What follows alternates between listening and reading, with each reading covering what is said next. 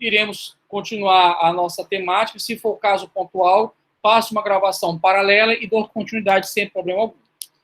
Bem, pessoal, nesse sentido pontual, voltando aqui à conjectura da nossa matéria, está aqui pontualmente uma questão que tangencia-se isso. Tangencia aquela indagação acerca das fontes do direito financeiro. Mas o que importa aqui pontualmente, pessoal, é a análise específica da Lei 4.320. Quando você observa a leitura da Lei 4.320, essa norma aqui, ela é formalmente uma lei ordinária. Mas o Supremo Tribunal Federal, pessoal, trouxe o entendimento de que ela não é somente, olha só, ela não só é somente formalmente uma lei ordinária, mas também, pessoal, ela é igualmente materialmente complementar. Eu, inclusive, coloquei aqui um apontamento trazendo muito bem essa indagação com vocês. E trouxe aqui para vocês a ação em que apresentou essa discussão a nível do Supremo. Vamos aqui pontualmente. Esse tema aqui é de colossal importância. Vamos aqui tratar pontualmente disso. Não se preocupe pontualmente que, em sendo o caso, eu novamente, ela estava muito boa, mas eu vou, se for o caso, eu novamente engraçarei aqui, fazendo uma gravação e coloco para vocês sem problema nenhum, tá? Daquela parte inicial. Se ficou salvo no Google Meet, não se preocupe que irei pontualmente trazer para vocês. Bem, o que importa aqui agora no momento, batendo, enfim, tirando a areia do pé e seguindo o caminho, porque para frente é que é o caminho que a gente tem que ir. O Supremo Tribunal Federal, ele trouxe especificamente esse questionamento, no que tange pontualmente a Lei 4.320.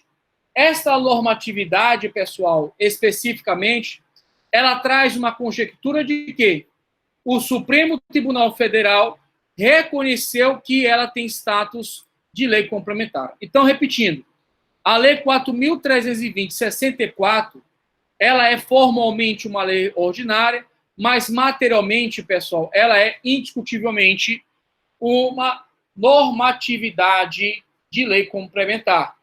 E isso você encontra pontualmente na orientação do Supremo Tribunal Federal examinando a matéria. No que tange pontualmente esse questionamento, o Supremo Tribunal Federal trouxe o seguinte entendimento. Vamos lá? A exigência de prévia lei complementar, estabelecendo condições gerais para a instituição de fundos, como exige o artigo 165, parágrafo 9º, 165, parágrafo 9º, inciso 2 da Constituição, está suprimida pela Lei 4.320, pela Lei 4.320, 64, recepcionada pela Constituição com status de lei complementar. Tá? Com status de lei complementar. Então, a Lei 4.320, pessoal, não obstante a normatividade dela como lei ordinária, ela se insere na conjectura de ter status de lei complementar. Isso na dimensão material. Um outro ponto importante da disciplina, que reverbera bastante atenção, pessoal, é a amplitude das conjecturas em que envolve a própria lei de responsabilidade fiscal. Destaco para vocês, portanto, a dicção da Lei Complementar 101 de 2000. A Lei Complementar 101 de 2000. Essa normatividade da Lei Complementar 101 de 2000, ela estabelece, portanto, normas gerais em matéria de direito financeiro e traz, dentro dessa conjectura, pessoal, a chamada responsabilidade na gestão fiscal. O que seria, pontualmente, a responsabilidade na gestão fiscal? Bem, o artigo 1º, parágrafo 1º da Lei Complementar 101 de 2000 traz a seguinte informação. A responsabilidade da gestão fiscal pressupõe a ação planejada e transparente, em que se previne riscos e corrige desvios, capazes de afetar o equilíbrio das contas públicas, mediante o cumprimento de metas de resultados entre receita e despesas e a obediência de limites e condições no que tange à renúncia de receita, geração de despesas com o pessoal da Seguridade Social e outras ditas consolidadas, imobiliária, operações de crédito, inclusive por antecipação de receita, concessão de garantias, inscrição em restos a pagar. Professor, traduz. Vamos lá. Cada uma dessas particularidades apresentadas no que tange à responsabilidade na gestão fiscal, ela denota a ideia de transparência nos gastos e no emprego efetivamente desses gastos, em observância, pessoal, com as políticas públicas, denotando a ideia pontual de que deve haver em cada ação, em cada medida em que envolve o erário público, uma ação transparente, com viés planejado, observando as dimensões de receitas e as dimensões atinentes a despesas. Nessa conjectura pontual, isso denota basicamente a ideia, pessoal, de que a lei de responsabilidade fiscal ela não ignora a necessidade pontual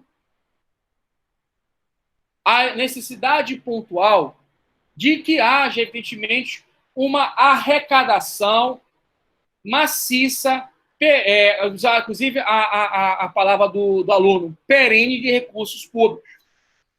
Por que isso? A arrecadação de recursos públicos é uma razão mínima, basilar, de toda a ação por parte do Estado. Só que não é uma arrecadação desfreada, sem observância do crivo da legalidade. Até mesmo para arrecadar, até mesmo para cobrar tributos, existe todo um viés, todo um planejamento associado para que haja uma lisura, para que haja uma legalidade nessa arrecadação de recursos. E isso denota-se pontualmente como ponto modal de entendimento que a responsabilidade da gestão fiscal ela vai denotar, pessoal, toda a efetiva instituição, toda a efetiva previsão, toda a efetiva previsão e a efetiva arrecadação de todos os tributos.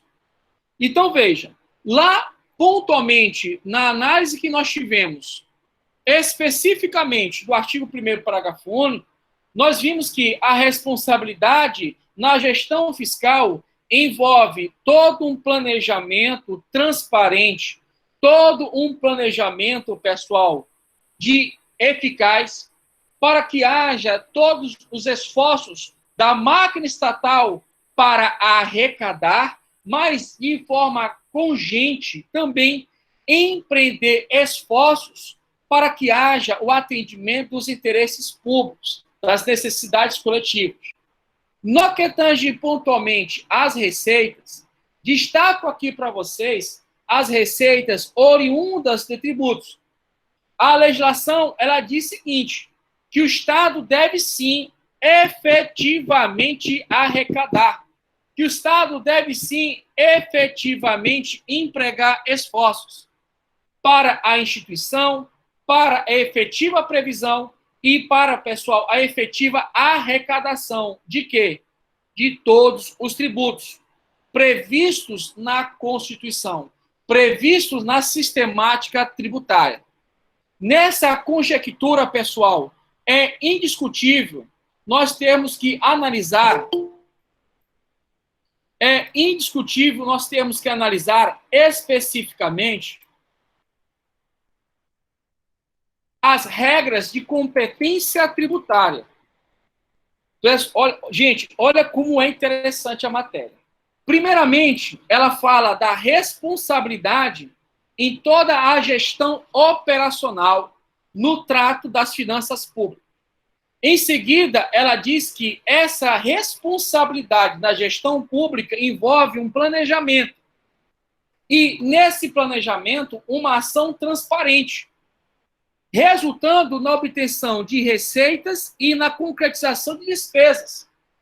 Dentro dessa conjectura, haverá uma normatividade legal, trazendo, portanto, o orçamento objeto para que o Estado possa legitimamente arrecadar receitas e legitimamente empregar esforços para os gastos. Em seguida, nós temos no artigo 11, caput, a ideia pontual de que, dentro da responsabilidade na gestão fiscal, dentro da responsabilidade que envolve o emprego dos esforços para a arrecadação de receitas, para a arrecadação, portanto, de carga tributária, envolve, pessoal, a instituição, envolve a previsão e a efetiva arrecadação de todos os tributos, da competência de cada unidade federativa. Então, a lei de responsabilidade fiscal, ela está te chamando a atenção que as prefeituras, que os governos e que a própria União tem que realmente arrecadar todos os tributos. E isso estar inserido na chamada responsabilidade na gestão fiscal. Isso está inserido dentro do planejamento orçamentário. Isso está inserido dentro, gente, de todas as diretrizes a serem traçadas pela política pública orçamentária do Estado para a própria manutenção da máquina estatal. Só que aqui tem um porém. Ao pé da letra, dá-nos a entender que o Estado, ele tem que, de forma adstrita, tem que, de forma cega, tem que fazer de forma, pessoal, cabal, arrecadar todos os tributos e, para tanto, instituir todos os tributos. Se formos buscar pontualmente o artigo 153 da nossa Carta Magna, em especial atenção ao inciso número 6, você vai ver pontualmente em que nunca houve a instituição do imposto sobre grandes fortunas. Você vai ver pontualmente que nunca foi exigido o imposto sobre grandes fortunas. E que nunca houve, portanto, nesse contexto, nesse plexo, a exigência do imposto sobre grandes fortunas. Então, em razão de ser dessa circunstância, o que reverbera a atenção?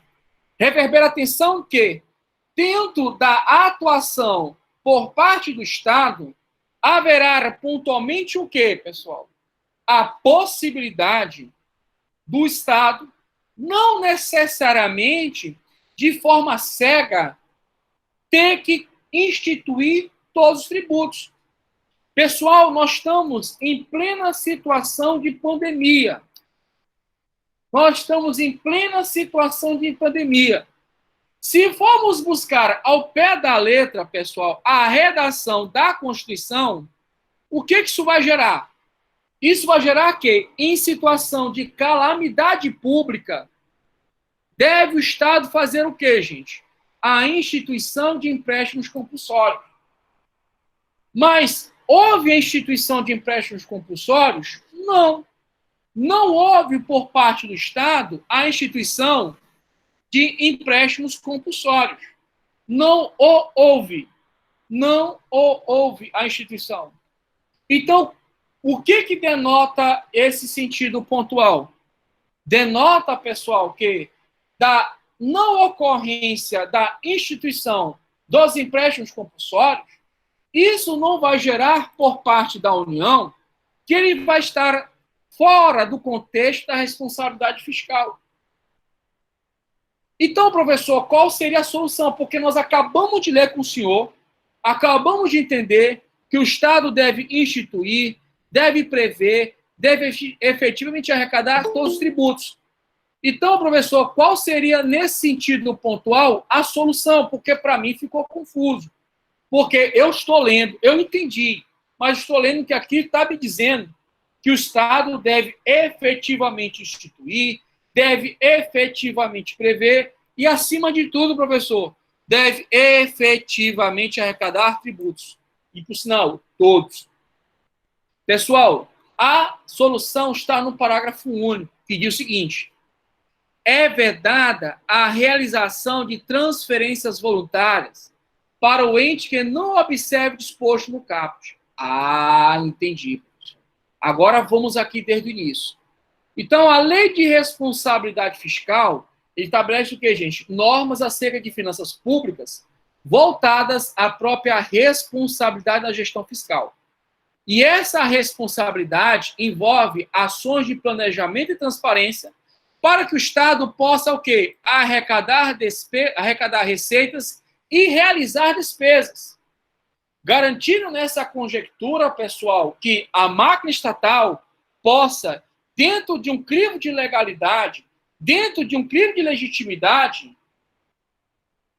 receber por parte dos contribuintes, receber por parte de contratos, receber por parte do mercado, receber por parte da sociedade receitas públicas originárias, receitas públicas derivadas, e vem com base nisso empregar, injetar o quê, pessoal? Injetar na máquina estatal para que haja objetivamente o atendimento às necessidades públicas, como segurança pública, como saúde, como educação, como urbanidade. Olha, gente, vocês estão de parabéns, viu? Porque mesmo a aula tendo tido essa falha, eu vejo que o quórum está sendo interessante. Nós estávamos na última com 20 alunos, então 6 não puderam ainda ingressar. Eu estou com 14 alunos. Então, eu estou até com o Antonildo aqui, representando a liderança. O Antonildo pode até fazer minha palavra. É o tipo da situação em que o professor ele não tem que dar 100% de si, ele tem que dar o dobro, 200% de si. Porque é indiscutível o interesse de vocês. Eu fico felizardo em ter essa oportunidade, porque houve um problema causado por operacionalizando aqui, não vou dizer que foi internet, que não é nada, foi na hora que eu estava mexendo, e eu tive que reingressar aqui com vocês, e eu vejo que aqui, por exemplo, está constantemente, tem uns tentando entrar e não consegue, em razão da internet particular deles, mas eu vejo que vocês, mesmo com o problema de acesso que nós tivemos da internet, está entrando maciçamente a busca de alunos. Meus parabéns a vocês. Fico feliz em estar, espero realmente dar o melhor de mim para vocês, sem indiscutíveis palavras. Pois bem, pessoal, então, dentro dessa conjectura, nós temos aqui no artigo 11 a informação de que a Lei Complementar 101 de 2000 está dizendo, Estado, institua, venha prever e venha arrecadar todos os tributos que estão autorizados na Constituição. Mas a gente está aqui diante de uma situação interessante. Nós estamos em situação pandêmica de Covid-19. A Constituição diz que, em situação de calamidade pública, deve haver, sim, a instituição de empréstimos compulsórios e nós não instituímos. Em seguida, nós temos o artigo 153, em que diz pontualmente que deve ser instituído imposto sobre ganhos e fortunas, e até hoje não foi instituído. E, com todo alveres, existe ganhos e fortunas no país. Tanto, pessoal, se você entrar no site do R7, você vai ver pontualmente uma reportagem televisiva em que aponta especificamente que houve uma manifestação global para que houvesse a instituição do imposto sobre ganhos e fortunas, e esse imposto sobre ganhos e fortunas, pessoal, ele não foi instituído. Ele não foi instituído em vários países. Os ricos queriam, sim, que os seus países instituíssem o imposto sobre ganhos e fortunas, mas não foi instituído. Desses ricos, não teve um brasileiro presente. Teve o pessoal do Chile, teve do México, só você vê na reportagem do R7, teve representante de vários países. Mas no Brasil, nós não tivemos nenhuma pessoa dentro desse grupo seleto de bilionários, de milionários, bilionários, que reconheceu a possibilidade da instituição desse imposto sobre ganhos e fortunas. Bem, pessoal, dentro desse contexto, dentro desta conjectura, nós temos que O único sentido pontual que acompanha o raciocínio funcional é no que tange pontualmente as situações em que envolvam transferências voluntárias. Ora, as transferências voluntárias, pessoal, só denotam a ideia que, havendo, portanto, a instituição, a efetiva previsão e arrecadação de todos os tributos, mesmo assim, a unidade federativa, tendo, portanto, a necessidade de recursos, aí sim justifica as transferências voluntárias. Não ocorrendo, não significa que haja, portanto, pontualmente, as transferências voluntárias. Bem, pessoal, como é um tema importante e envolve especificamente análise se a competência tributária ela é facultativa ou obrigatória, eu acho importante, aliás, irei ditar para vocês as seguintes informações. Por favor, peguem sua caneta e vamos em frente ditar informações essenciais da temática da disciplina. Bem, pessoal, anotem aí no caderno. Coloquem assim.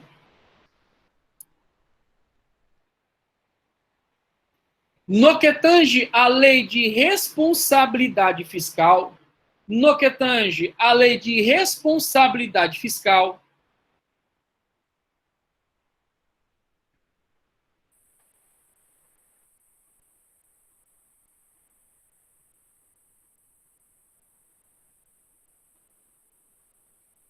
ela trata acerca da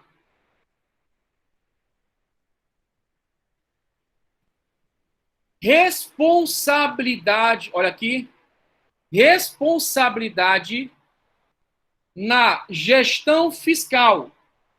Responsabilidade na gestão fiscal. Responsabilidade na gestão fiscal.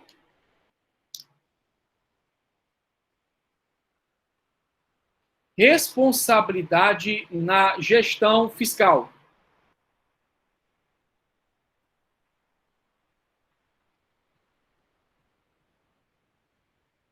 O que importa, o que importa,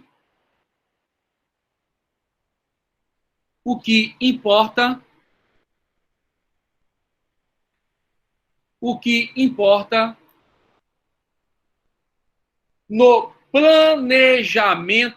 no planejamento,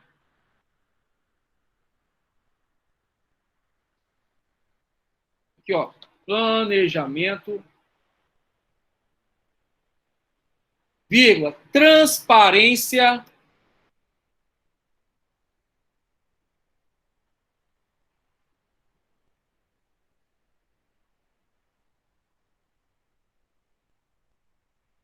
além da previsão de riscos e correções,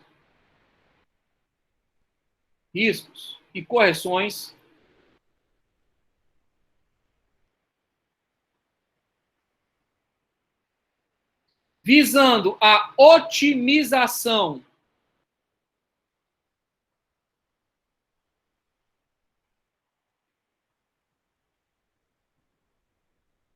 por parte do Estado, a otimização por parte do Estado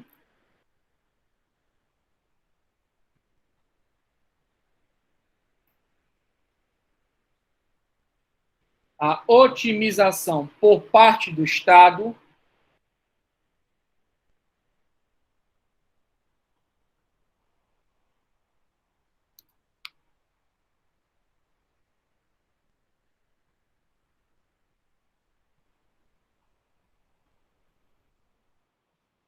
no que se refere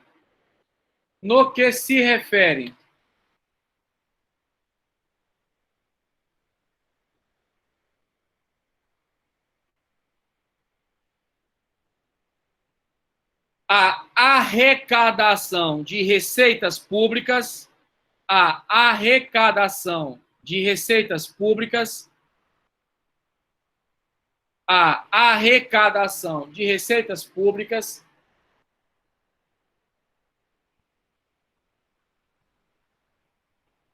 a arrecadação de receitas públicas,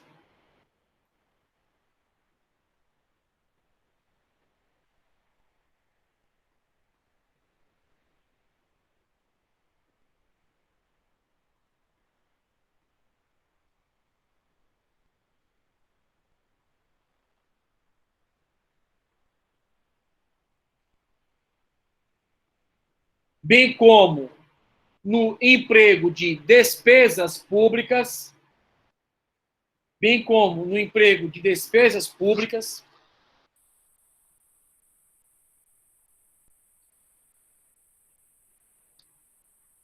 em prol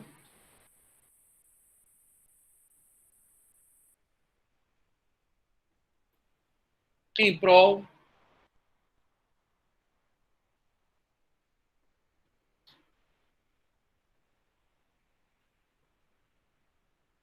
em prol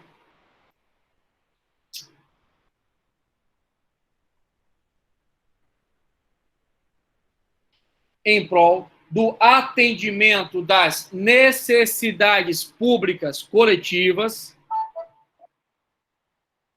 necessidades públicas coletivas,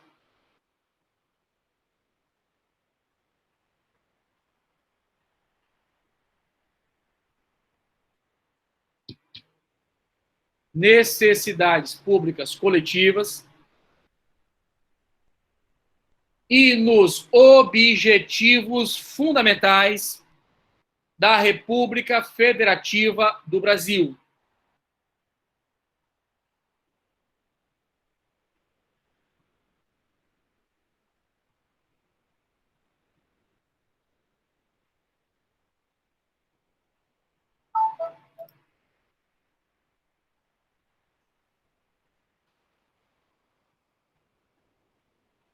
Ponto, continuando. Vale destacar que vale destacar que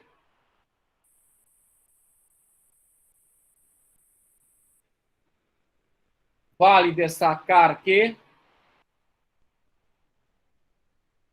o artigo 11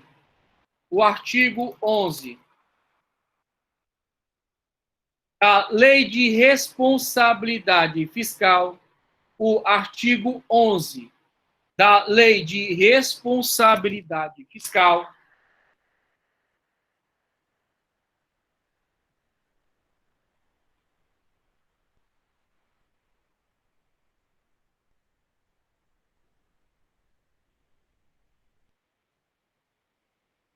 impõe que o Estado venha instituir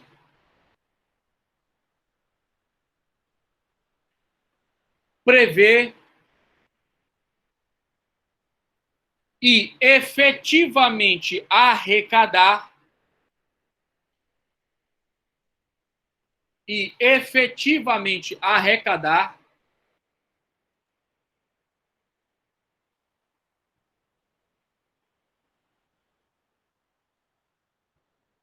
todos os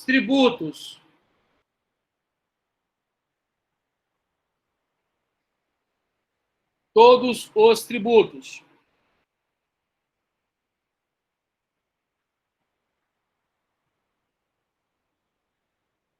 consagrados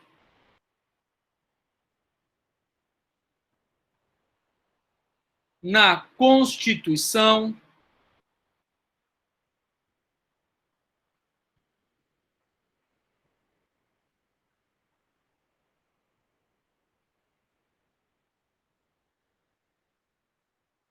vírgula, na Constituição, vírgula, no âmbito, no âmbito, no âmbito, no âmbito da competência legislativa constitucional no âmbito da competência legislativa constitucional,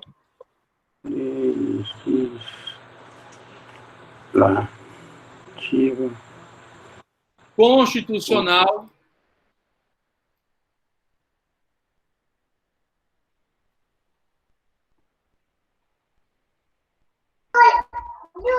Francisco, desliga o seu microfone. de cada unidade federativa. De cada unidade federativa.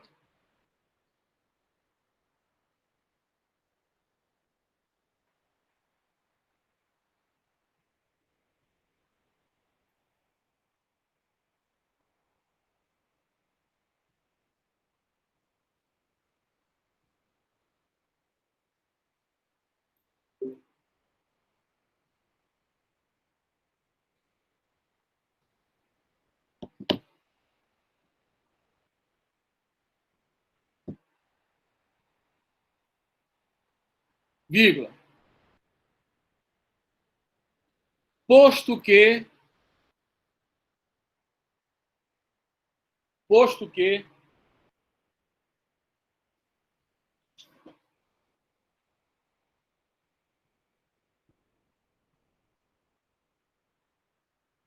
é expressamente vedada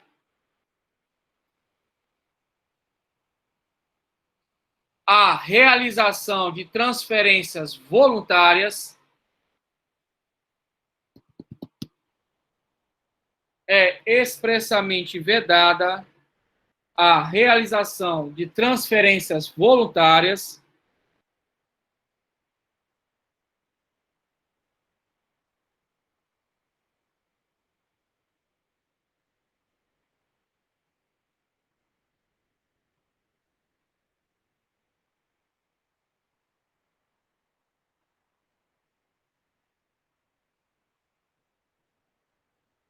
sem que haja a observância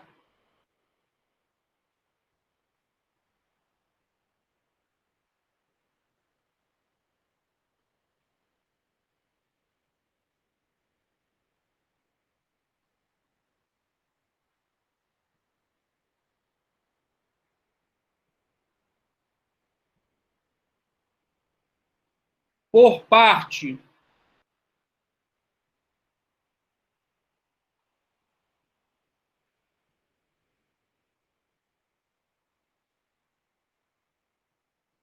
das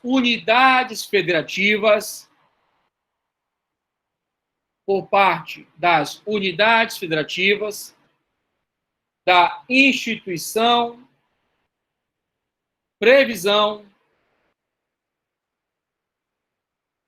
e arrecadação de todos os tributos.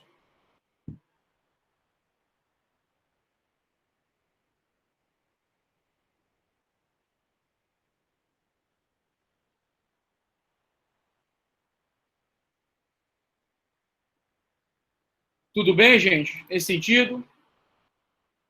Alguma dúvida? Beleza? Então, exemplo nesse sentido, que vira e mexe é cobrado em prova, é o imposto sobre grandes fortunas. Vira e mexe, isso aí é objeto de indagação, tá?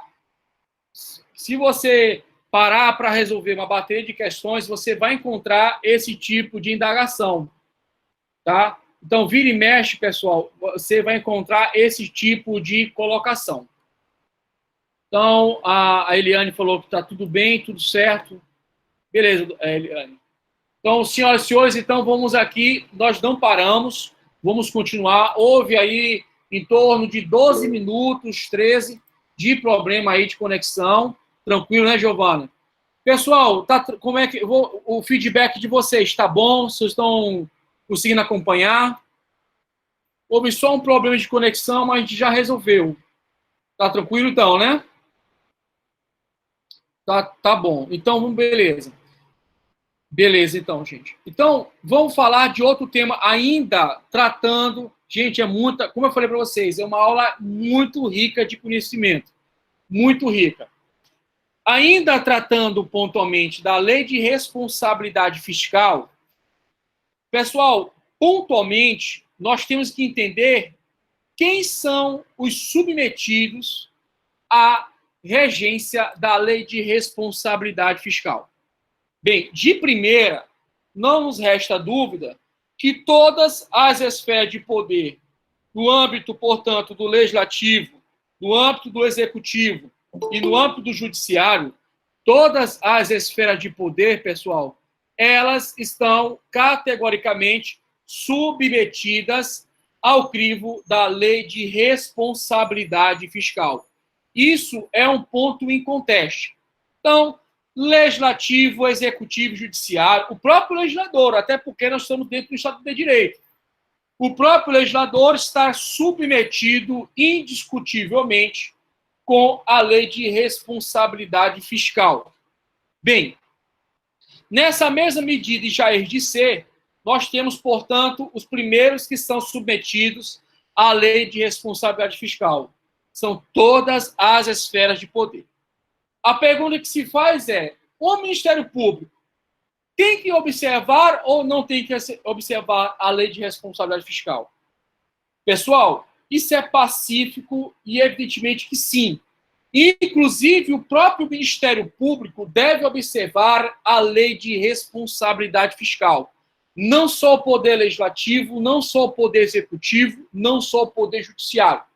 Inclusive o Ministério Público. Cuidado com isso.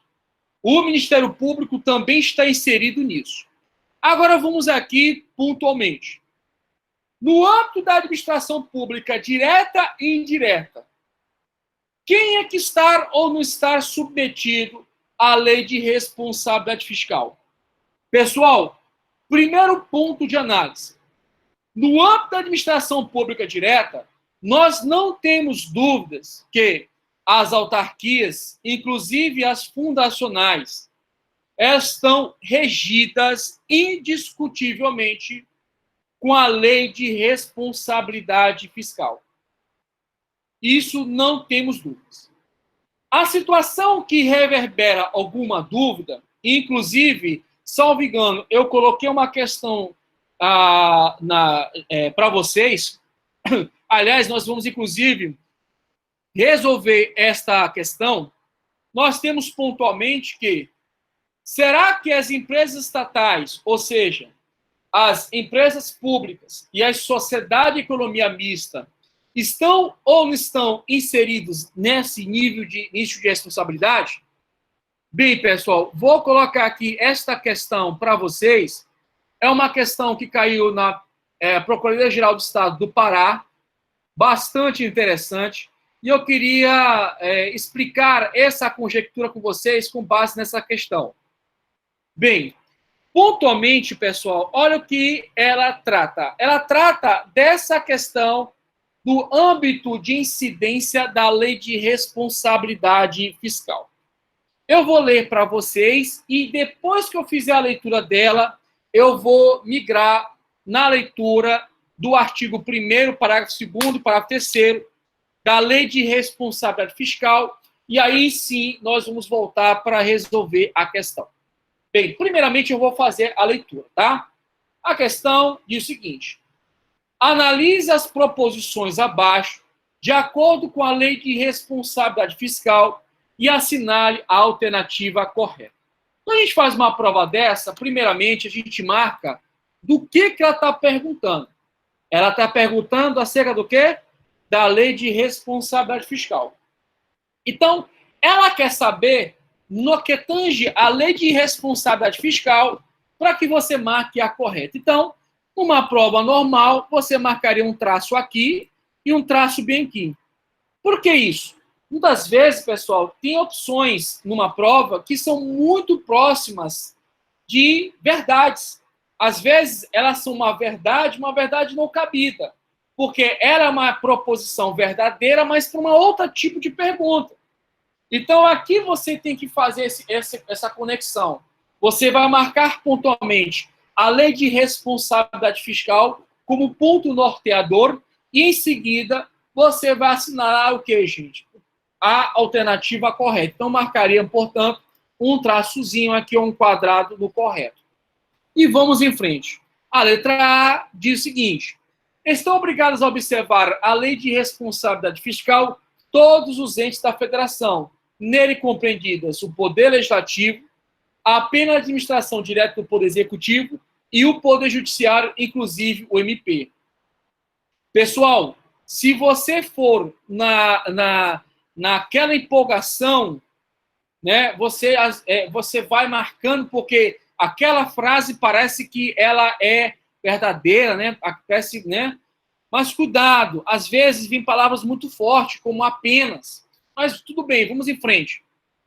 Estão obrigados a observar a lei de responsabilidade fiscal todos os entes da federação, neles compreendidos o Poder Legislativo, Judiciário e Executivo.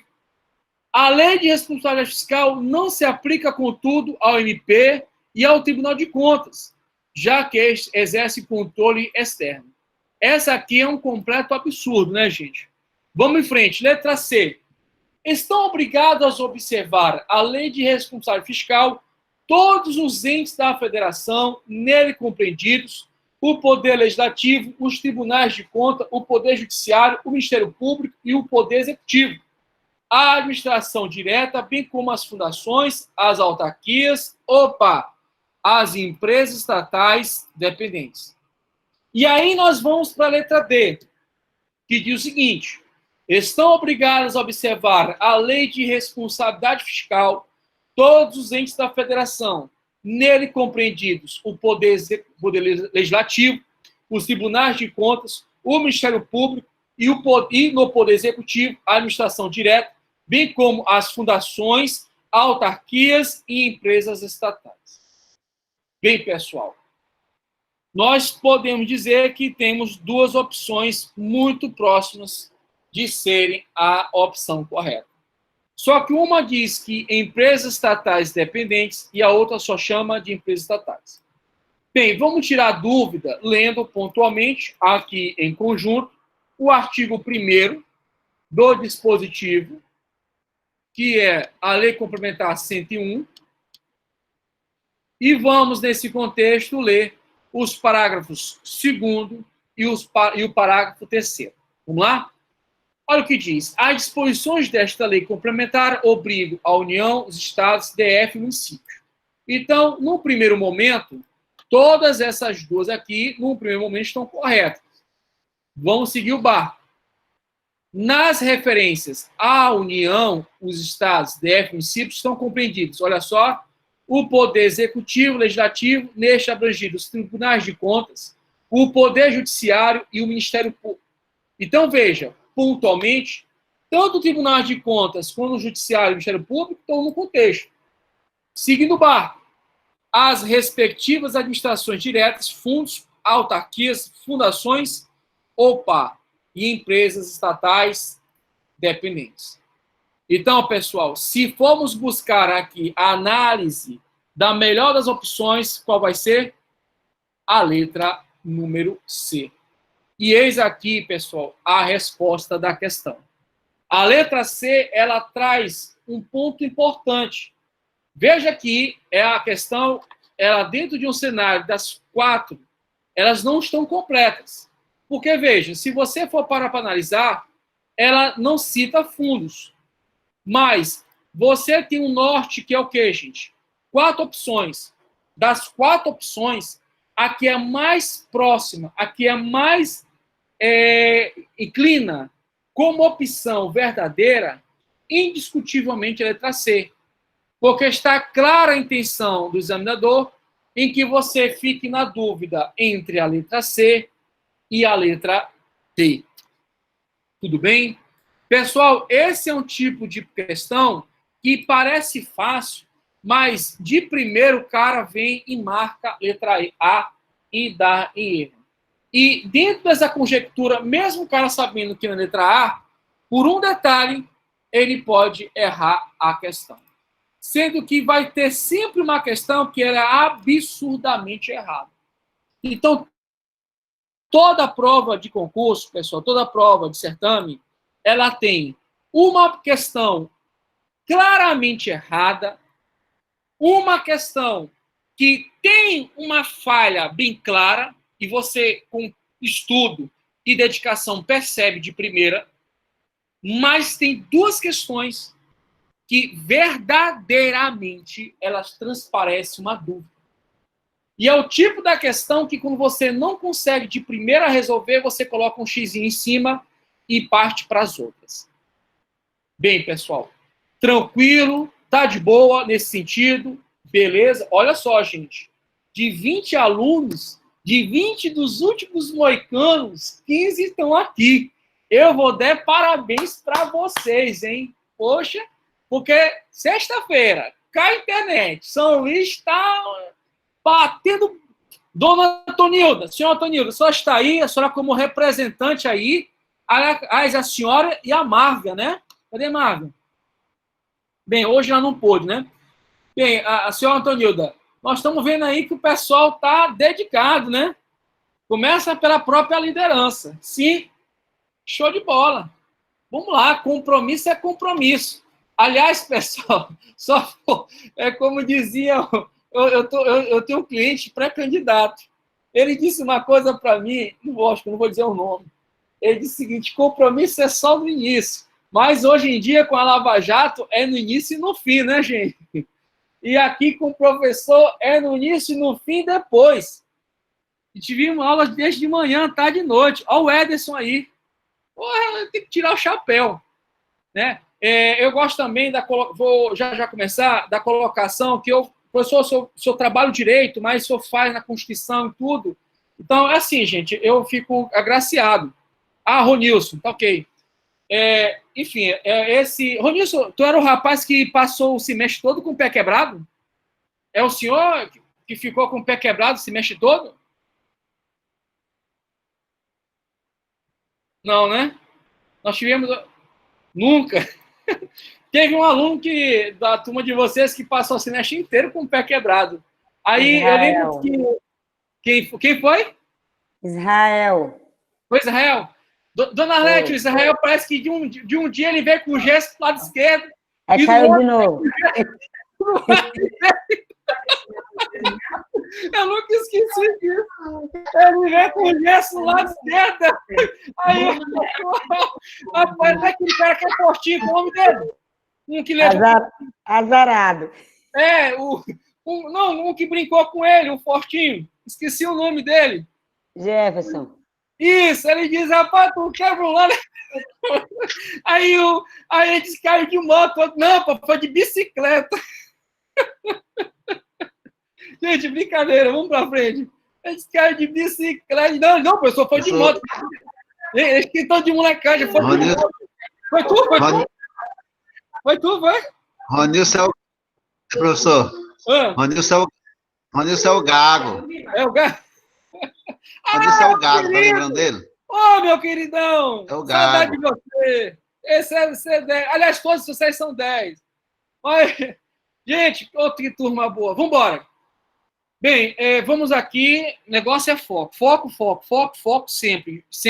Caiu a internet, caiu aqui, pá, levanta, vamos embora. Isso chama-se resiliência. Bem, dentro desse contexto, pessoal, agora vamos tratar um outro ponto crivo, né? Seu Ronilson, gente boa. Bem, vamos aqui. Outro ponto tem isso aqui ainda, gente, ó. Bem, outro ponto importante, pessoal, além dessa parte aqui das fontes formais primárias, as fontes formais secundárias. Então, as fontes formais primárias, nós fechamos, tá? Inclusive, em comparativo com a turma da manhã, nós estamos até adiantados com o assunto.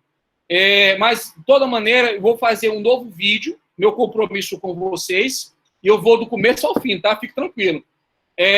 Eu vou gravar um vídeo com vocês aqui pontualmente, tá bom? Vou gravar para vocês. Aí é bom que a linha e também a turma da manhã tem mais conteúdo, porque vocês estão na frente. Nesse sentido aqui, porque com eles eu não fechei ainda aí nessa parte. Pô, bem, então vamos aqui para nosso nosso quinto bloco de informações. Nosso quinto bloco, pessoal, esse é bem mais rápido, tá? Eu peço só, depois do horário, mais 5 minutos, tá? estourando. As fontes formais secundárias. Bem, pessoal, no que tange pontualmente as fontes formais secundárias, a gente destaca aqui para vocês, de forma bem clara, bem translúcida, pessoal, tá? Os decretos, as resoluções e demais atos normativos. Então, veja, nós temos como fontes formais secundárias, entre parênteses, as chamadas normas infralegais. Bem, para não ficar jogada a informação, anotem no caderno. Fontes formais secundárias. Fontes formais secundárias. Coloque no caderno.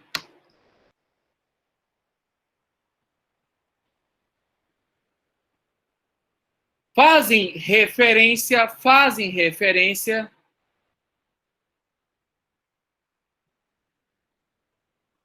ao conjunto de normas,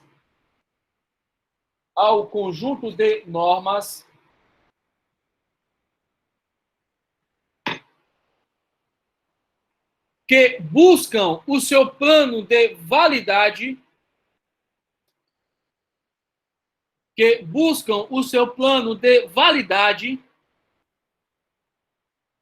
Ô, gente, e cadê aquele povo todo? Vocês estão juntos ainda? Estão, né? Ninguém trocou, não, né? Vão até o final, viu, gente? Não tranque, não. Bem, Dona Arlete. Oi. Me lê de novo no início. Eu pensei em vocês e acabei esquecendo de pensar aqui em mim, no meu estudo. Lê para mim desde o início, essa parte de fontes formais, por favor. Fazem referência ao conjunto de normas que busca o seu plano de validade. Nas leis, abram parênteses, normas legais. Nas leis, abram parênteses, coloque assim, normas legais.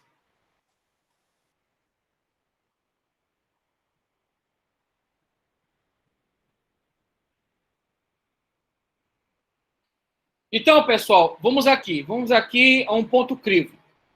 Isso vale tanto para o financeiro como para o constitucional. Veja aqui, ó, artigos da Constituição, autorização constitucional, não tem como. É uma matéria que pode ser muito bem cobrada no exame de ordem, no mínimo para a segunda fase. Então, vamos aqui. Pessoal, quando nós falamos das normas primárias, professor, não lembro o que é isso. Vamos aqui, sem problema. Quando nós falamos das normas primárias, são esses conjuntos de normas, pessoal, que estão no artigo 59. Essas são as normas primárias. Aonde que as normas primárias, elas retiram o seu plano de validade? Na Constituição. As normas primárias, elas retiram o seu plano de validade diretamente do texto constitucional. É lá que elas vão buscar, vão abraçar, vão agariar o plano de validade. É na Constituição. Já as normas, pessoal, deixa eu colocar aqui nessa pirâmide aqui. Já as normas infralegais, infralegais, que são os decretos, resoluções, instruções normativas, circulares, portarias, esse conjunto de normas, eles vão buscar o seu plano de validade, pessoal, pontualmente aonde? Nas normas legais, tá? Nas normas legais. Amor, acho que é o vereador me ligando, ó. Amor, que rápido. O vereador, inglês. Amor, o vereador tá me ligando aqui direto. Fala aqui com ele. Então, vamos lá. Acho que é o vereador. Nas normas infralegais, nós temos o quê, gente? Como plano de validade, o quê?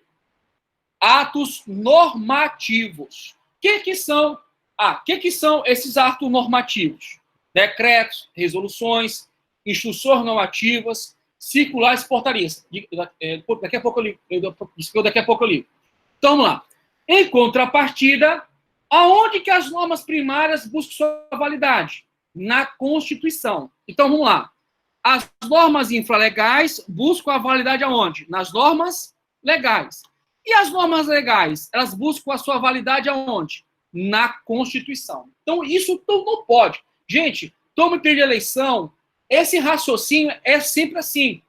você vai encontrar normas eleitorais infralegais que buscam a validade aonde? Nas leis. E normas legais que buscam a validade aonde? Na Constituição. Então, o que significa dizer? Existe entre as normas legais e infralegais o chamado controle de legalidade. Mesma coisa no direito financeiro. No direito financeiro, há o chamado controle de legalidade.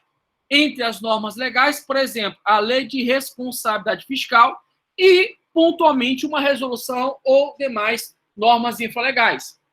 Em contrapartida, as normas constitucionais, elas são o epicentro, a base, o sol, para toda essa conjectura.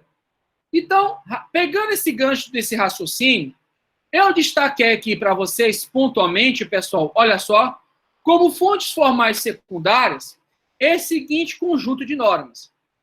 Pessoal, é praticamente um verdadeiro excesso de minha parte te cobrar esse conteúdo, porque pontualmente é que ele cai. Ele cai muito em provas muito específicas. Uma prova para o Tribunal de Contas da União, uma norma para a Receita Federal. Mas, no que tange especificamente esses conjuntos de normas, Constituição, a Lei Complementar 101 de 2000, a Lei 4.320 de 64, a parte constitucional disso, a parte de direito penal, que eu vou fazer um esforço para digitar, não está na ementa, mas eu vou tentar fazer o máximo para trabalhar esse assunto com vocês, tá? Não está na ementa, mas ele é muito importante, não tenha dúvida. E as partes das medidas provisórias, no que tange à disciplina do artigo 167, parágrafo 3º. Então, pessoal, já caminhando de forma derradeira ao encerramento, o que vocês têm que ter em mente? Vocês têm que ter, do lado na minha aula, indiscutivelmente a Constituição. Que se você com a Constituição do lado, você vai conseguir me acompanhar com essas diretrizes específicas da matéria. Pessoal, ainda não acabou. Meu compromisso é sério com vocês. Vamos até o final. Ao lado dessa conjectura de normas, pessoal, nós não podemos jamais esquecer, jamais esquecer, olha só, as fontes materiais. E as fontes materiais, pessoal, do direito financeiro, sem sombra de dúvidas, é a ciência das finanças. É a ciência das finanças. Fontes materiais. Então, volta aqui. Você já sabe que as fontes formais primárias são a Constituição, essas normas secundárias. Perdoe-me. As fontes primárias envolvem as constituições, essas normas primárias. Nós também temos, pontualmente, as normas secundárias. Só que, pessoal, no que tange as fontes materiais, elas vão ser, para o direito financeiro, pessoal, a ciência das finanças.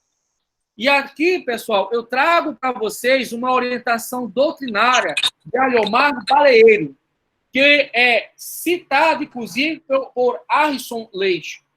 Não tem como fugir dessa leitura. Vamos lá? Então, a ciência das finanças, ela é a quê, gente? As fontes materiais. Por que isso, professor? Porque traz uma disciplina que, pela investigação dos fatos, procura explicar os fenômenos ligados à obtenção e dispêndio de dinheiro necessário ao funcionamento dos serviços a cargo do Estado ou de outras pessoas de direito público, assim como os efeitos outros resultantes dessa atividade governamental. Cuidado, pessoal, que as fontes materiais do direito tributário não são as fontes materiais do direito financeiro. Enquanto que as fontes materiais do direito financeiro são as ciências das finanças, as fontes materiais do direito tributário é o quê, gente? A própria situação econômica definida em lei. Pessoal, anotem no caderno de forma derradeira. Vamos lá? Anotem no caderno.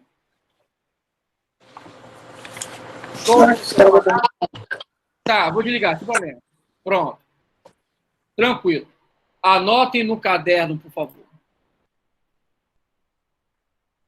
Beleza? Vamos começar então.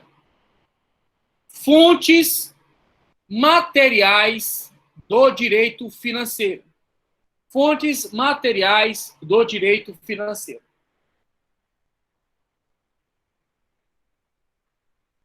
Fontes materiais do direito financeiro.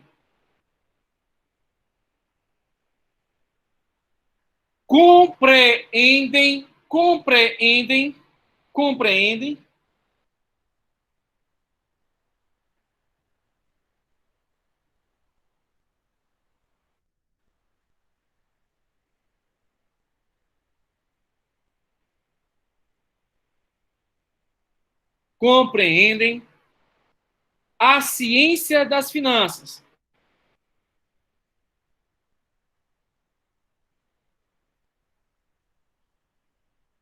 A ciência das finanças. Posto que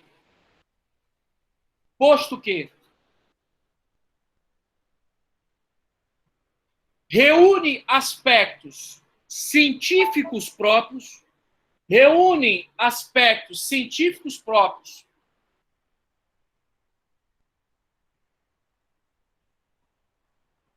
da ciência econômica como meio,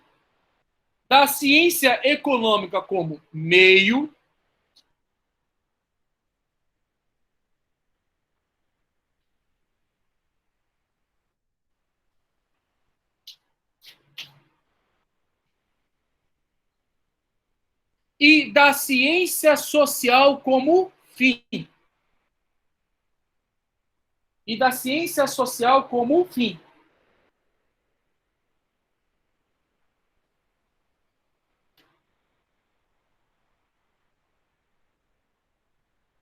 Vírgula. Viabilizando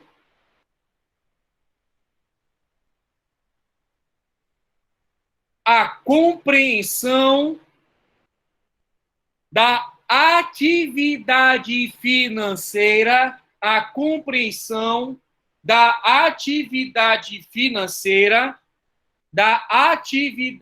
financeira, do Estado. Abram parênteses, coloquem.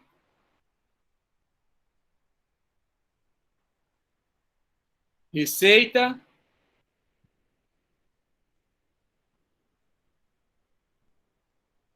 despesa,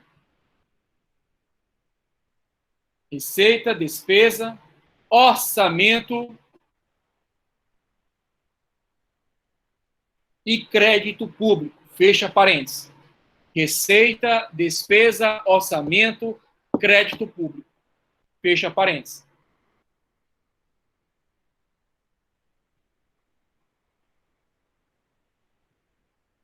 Ponto e vírgula. Já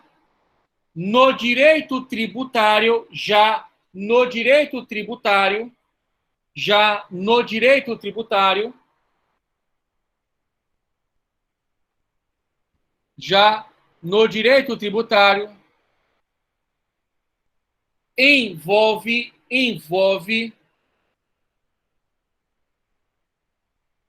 envolve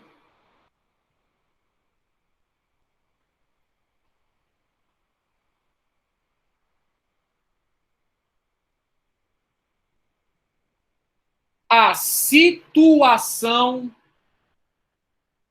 econômica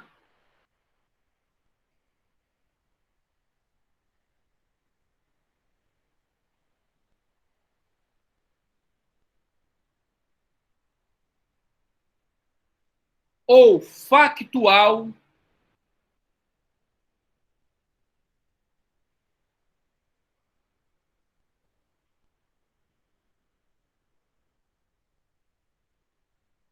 indicada na Constituição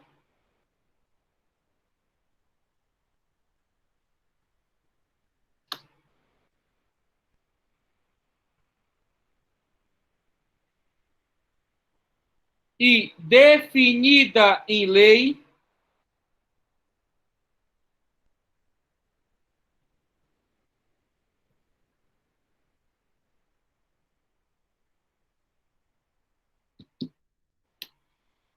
como necessária e suficiente para a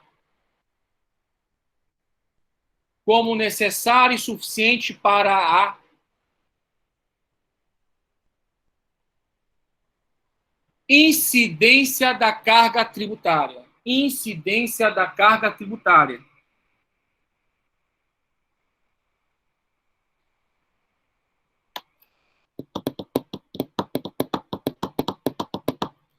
Pessoal, essa parte desse texto aqui, eu inclusive aproveitei as orientações do jurista, professor Arada, tá? do livro Manual de Direito Financeiro dele. E aí ele aponta que no sistema de direito tributário, a situação em que reverbera a ocorrência, portanto, pessoal, da fonte material é a situação ou a riqueza prevista em lei.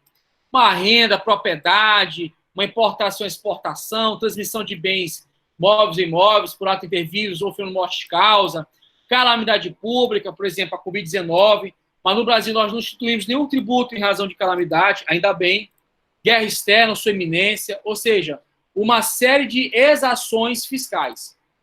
Tranquilo?